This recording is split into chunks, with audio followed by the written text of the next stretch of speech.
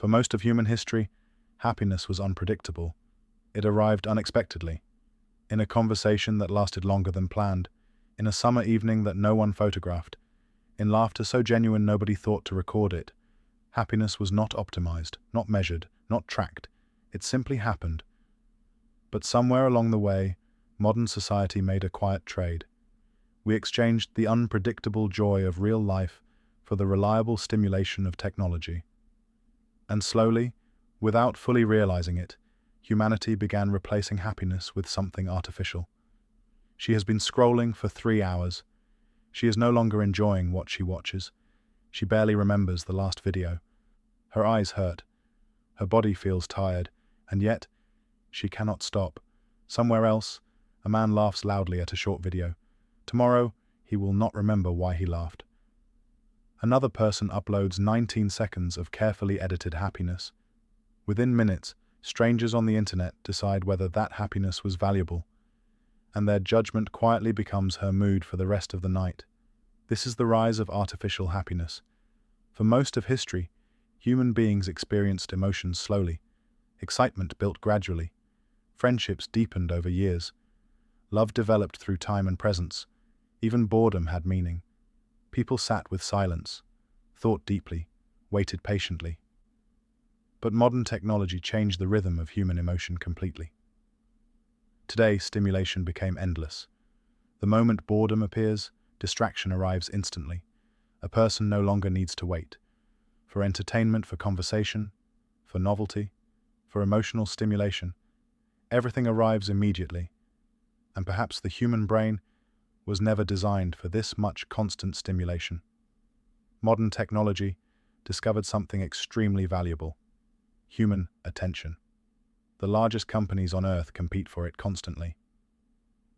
Apps study behavior, emotion, attention patterns, psychological triggers, not simply to entertain people, but to keep them engaged for as long as possible. Because attention became one of the most profitable resources in modern history. There is a reason social media feels difficult to leave, a reason people check phones without consciously deciding to. The systems were designed that way. In psychology, there is something called variable reward, the same mechanism used in slot machines. You never know when something interesting will appear, so the brain keeps checking. One more scroll, one more refresh, one more notification, and every time uncertainty exists, the brain releases dopamine, not happiness, the anticipation of happiness.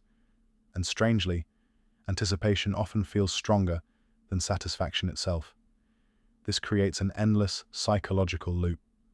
People continue searching for stimulation, even when the stimulation no longer feels fulfilling. Perhaps this explains why so many people feel emotionally exhausted despite constant entertainment. The mind stays occupied continuously, but emotional fulfillment remains missing. A family sits together at dinner, 4 people, 4 screens, almost no words.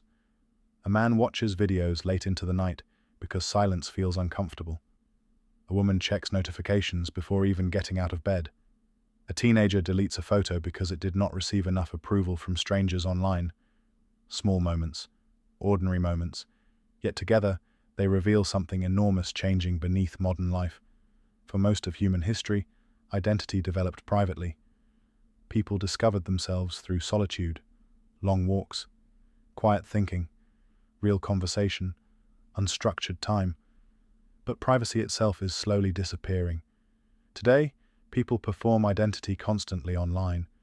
Thoughts become posts, experiences become content, moments become performances. And slowly, many individuals stop asking, "Who am I privately?" Instead, they begin asking, "How am I being perceived?" Perhaps this is one of the strangest consequences of modern technology. Human beings are now observed constantly, not by governments alone, not by corporations alone, but by audiences, invisible audiences.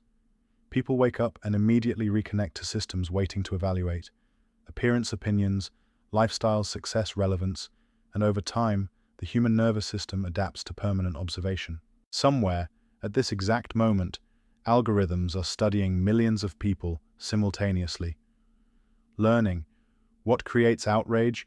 What creates insecurity? What captures attention longest? What keeps people emotionally engaged?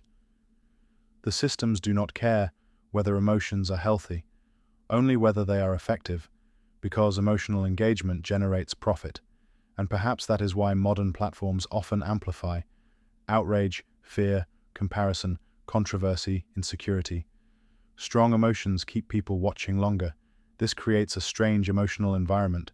People experience hundreds of emotional reactions daily: a tragic story, a funny clip, a shocking headline, a political argument, a luxury lifestyle, all within minutes. The human brain constantly shifts between emotional states faster than ever before in history, and eventually, emotions themselves begin feeling shallow, temporary, disposable. Researchers sometimes describe this as emotional overstimulation. Feelings appear rapidly, but disappear before the mind fully processes them. People consume emotion like content: outrage for 30 seconds, empathy for 20 seconds, excitement for 10. Then immediately, the next stimulation arrives. The previous feeling vanishes almost instantly, not understood, not reflected on, not integrated emotionally, just replaced. The human nervous system evolved for slower emotional experiences: real grief, real joy, real connection, experiences that unfolded gradually through time. But modern life increasingly delivers emotion artificially, instantly, repeatedly, endlessly, and perhaps the human mind quietly struggles adapting to this pace. This may explain another strange contradiction of modern life. Human beings became more connected digitally than ever before, while loneliness continues rising globally. People have followers, notifications online, conversations, endless digital interaction, yet many still feel deeply alone internally, because connection and stimulation are not the same thing, and digital attention is not always emotional intimacy. In 1985, the average American reported having several close friendships, people they could call during genuine emotional crisis. Today, many individuals report having almost nobody, and this happened during the most technologically connected era in human history. Perhaps artificial happiness created something dangerous: the appearance of connection without the substance of it. Endless stimulation also changed expectations psychologically. Ordinary life now competes against algorithmically optimized entertainment. Quiet moments feel less stimulating, patience feels harder, stillness feels uncomfortable, and slowly, many people lose the ability to simply exist peacefully, without distraction. A man walks through a park while listening to 3 different videos within 10 minutes. Birds sing nearby. He never notices them. A child reaches for a parent's attention. The parent looks down at a screen instead. 2 friends sit together silently checking notifications while pretending to spend time together. Modern life became filled with partial attention. People are physically present, but mentally somewhere else entirely. Perhaps this is why many individuals feel emotionally numb despite constant stimulation, because the nervous system became overwhelmed continuously. Pleasure arrives too frequently, too quickly, without enough depth to create lasting fulfillment, and eventually, even pleasure itself becomes exhausting.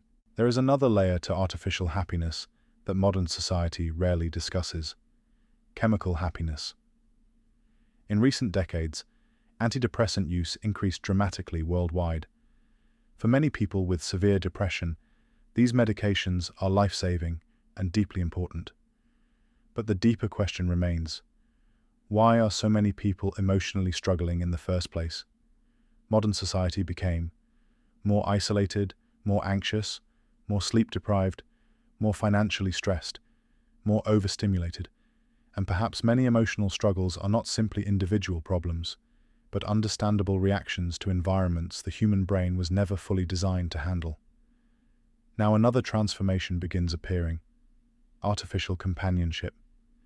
Millions of people increasingly interact emotionally with machines, AI assistants, virtual companions, emotionally responsive systems, and for some individuals, these systems feel comforting, always available, always patient, always responsive.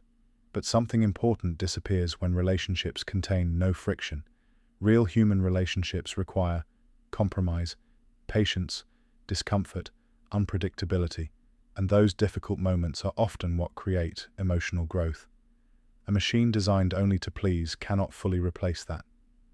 Perhaps the deepest danger of artificial happiness is not that it feels bad. It often feels good temporarily. That is precisely why it spreads so effectively. The danger is that artificial pleasure slowly replaces slower forms of fulfillment, real connection, meaningful struggle, patience, presence, purpose, things that require time. Things algorithms cannot instantly manufacture. Yet quietly, some people are beginning to resist this culture. Restaurants encouraging phone-free dinners, young people deleting social media temporarily, friends choosing conversation over screens, small acts, but meaningful ones. Because perhaps human beings are slowly rediscovering something important. The most meaningful parts of life were never supposed to feel endlessly stimulating. Sometimes happiness is quiet, a long conversation, cooking with someone you love, a slow afternoon with no notifications, a walk without headphones, a moment nobody records, ordinary things. But perhaps those ordinary things were always the real foundation of human happiness. And maybe that is the deeper truth modern society slowly begins remembering. Real happiness was never something that could be delivered instantly on demand. It had to be built slowly, with attention, with presence, with other human beings. And despite everything modern technology changed, that older form of happiness still exists, waiting patiently beneath all the noise. And somewhere tonight someone is still scrolling endlessly, searching for a feeling no algorithm was ever truly designed to give.